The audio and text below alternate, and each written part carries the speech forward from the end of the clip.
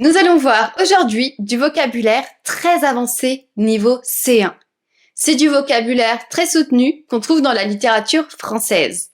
Et pour cela, on va lire un extrait de Notre-Dame de Paris de Victor Hugo. Avant de commencer cette leçon, télécharge ton cahier d'exercices à compléter en même temps que tu écoutes ce contenu. Le lien est en description et c'est gratuit.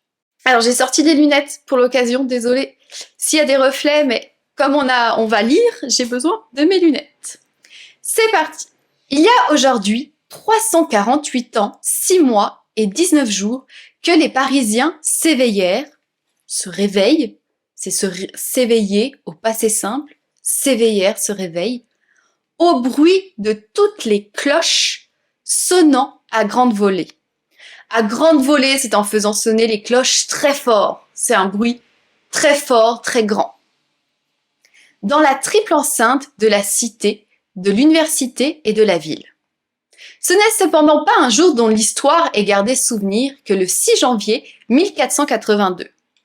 Rien de notable, rien de remarquable, rien d'une grande intention.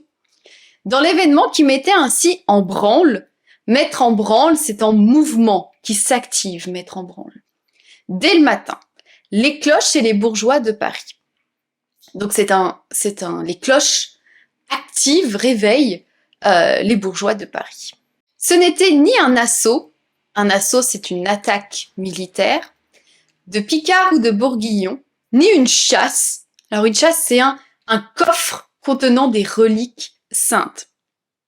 Donc c'était ni un assaut, ni une chasse, menée en procession, ni une révolte d'écoliers dans la ville de Las, ni une entrée de notre dite très redouté, très craint par son autorité, donc notre dit très redouté Seigneur Monsieur le Roi, ni même une belle pendaison, donc une exécution par la corde, de larrons et de larronnesses, ce sont des voleurs et des voleuses, à la justice de Paris. Ce n'était pas non plus la survenue si fréquente au XVe siècle de quelques ambassades chamarrées.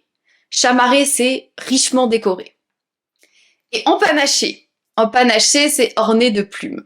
Il y avait à peine 2 jours que la dernière cavalcade, donc un défilé festif, de ce genre, celle des ambassadeurs flamands, chargés de conclure le mariage entre le dauphin, donc le dauphin, c'est le titre donné au fils aîné du roi de France, et Marguerite de Flandre, avait fait son entrée à Paris, aux grands ennuis de monsieur le cardinal de Bourbon, qui, pour plaire au roi, avait dû faire bonne mine.